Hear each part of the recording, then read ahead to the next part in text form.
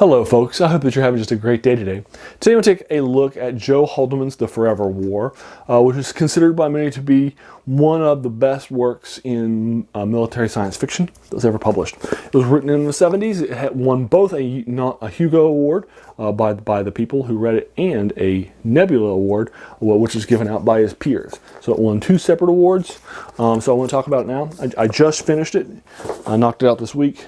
I'm recording this on a Saturday. I finished it on a Thursday this week. I read it on Wednesday and Thursday this week.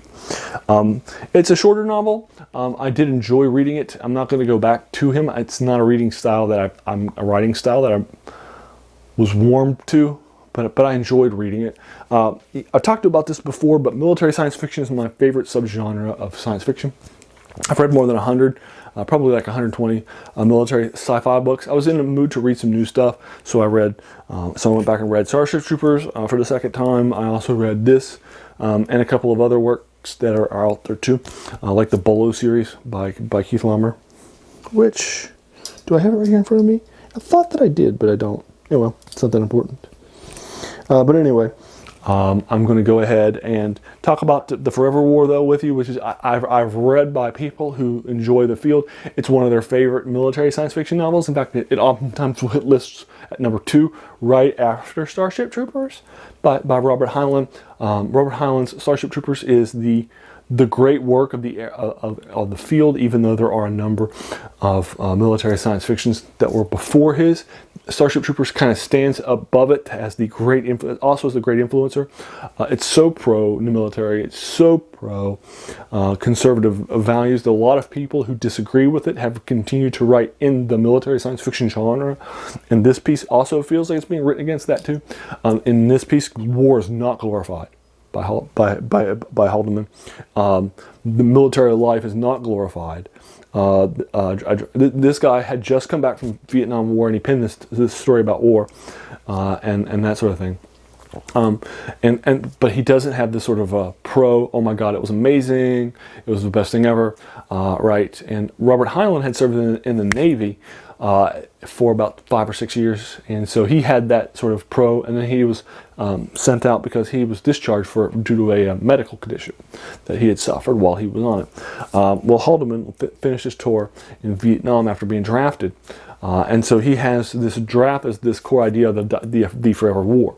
So what happens in the Forever War is that you're going to open up with this gentleman who's going to be your major point of view character, named Mandela. He starts out as a private. You're going to go through boot camp. You're joining him in boot camp while he's watching this scene of the death of 8 different people silently using different methods. They're about to go to war against this interstellar face alien that they call the Tarans, and it's from the Taurus cluster of stars. And they've run into them in inner space sort of engagements, but they've never actually engaged them on the ground, and so nor do they know what they look like. So they are going to be this first group of recruits in this brand new war after they've been attacked by them in the skies and in the stars, is going to be the first group that's actually going to encounter them in the ground, and actually they'll have the first ground battle a couple of chapters in. This book does have, so they're going to start in boot camp in the Earth-like areas. They're going to finish with a boot camp on the planet Charon, about twice as far from the sun as Pluto is.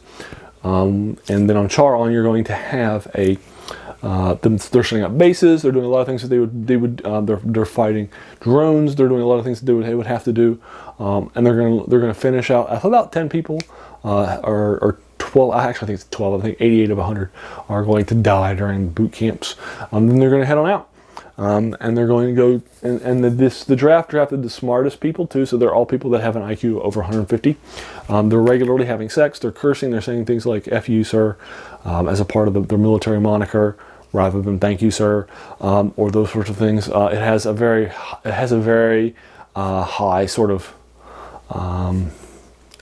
taste for self reflection in the works itself. Anyway, so they're going to wind up heading on to this battle. They're going to have this battle against the Tarns on the ground. You're going to get a chance to see the physical descriptions of who the Tarns are, how they're fighting on the ground, and that's sort of the first land battle of this war.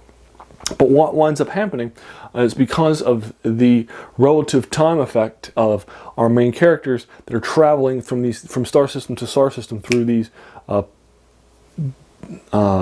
sort of almost at light speeds, they are having a time dilation effect. So time passes for them much more slowly than time passes for the rest of the world. So they come back after an engagement, like 24 years into it, and then they're going to go back home after another battle fights, and they're going to see Earth 24 years later, and that's sort of the beginning of the next section of it. So you're going to get a feel for what Earth has been like. It started in the 90s, now you're in the 2020s, and so what does Earth look like now for these people that are coming back to it and have to come back to it?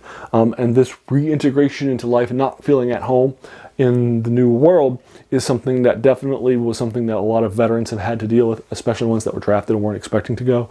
And now they're coming back to a world and an America that has changed considerably since they've been out of the military. And so they're now coming back. What's it? And so there's that sort of a post-stress disorder. It's not written from a post-stress disorder, post-traumatic stress disorder, but it definitely has that sort of I'm not at home anymore, in this case literally because 24 years have passed due to time dilation, even though it's only been 2 years for me. And so this time dilation is going to be a key part of the war that's happening between the Tarns, and it's going to make the war last centuries because of this time dilation that's happening. And so it literally is the forever war for you. I'll go ahead and leave the review for you too. Let's just do my synopsis. There are a couple of weird things that Joe Haldeman does in this novel. The first is that his chapters can be very, very short. Here, let me see if I can show you with the first couple of chapters in the novel. So here's the novel. I'm going to bring it up right now. I'm skipping the forward. Let's go to the first chapter. Now, here is chapter 1. Chapter 1 is on page 1. Great. 2 pages later, here's chapter 2, and that's on page 5. Here on page 9 is chapter 3. It's just such a fast chapterage. It doesn't feel like a good place to have a chapter, and so he doesn't have really strong. I don't like his method of putting the chapters into the work. I don't think his chapter markings are good. It also feels like a book that's really more of a tour of a man's life rather than a more detailed, in-depth look at a war.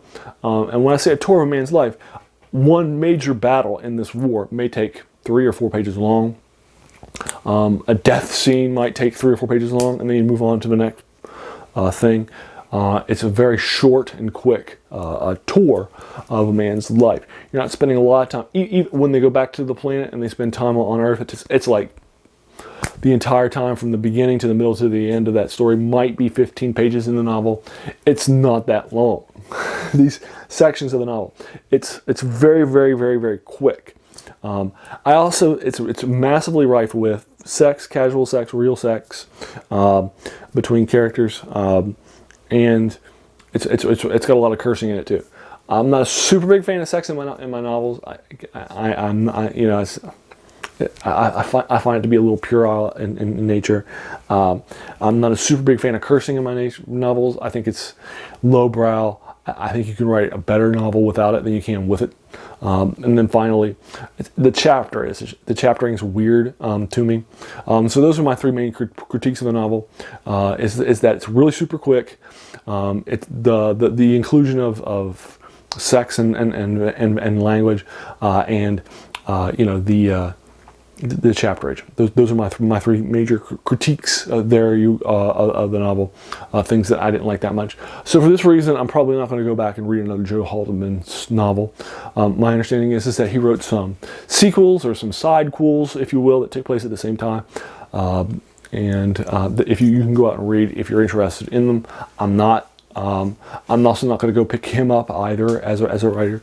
This book is one that has a lot. If you take a look at it, you'll see a lot of big name writers on the covers who talk about how great this work is and how great Joe Haldeman is. and like here's Stephen King's. If there was a Fort Knox for science fiction writers, we'd have to lock Joe Haldeman up. Here's William Gibson. To say that The Forever War is the best science fiction war novel ever written is to damn it with faint praise. It is, for all its extrapolative brilliance, as fine and woundingly genuine a war story as any I've read. And I have to disagree. I don't think it's that great. Again, it doesn't have that much action in it. It's got a little more talking in that sort of Heinlein sense. It feels like a pushback against Heinlein. It's written with Heinlein's Starship Troopers in mind. I think it's fine. I think it's good. I was glad that I read it, but I would never give it like a 10 out of 10 recommendation, right? Maybe more of an 8 out of 10, 7 out of 10. But what do you think? Do you agree with me or disagree with me? I'd be happy to engage you with that more in the comments below. Have you read The Forever War, something else by Joe Haldeman? What did you think about it? So again, I'd be happy to engage you with it in the comments below.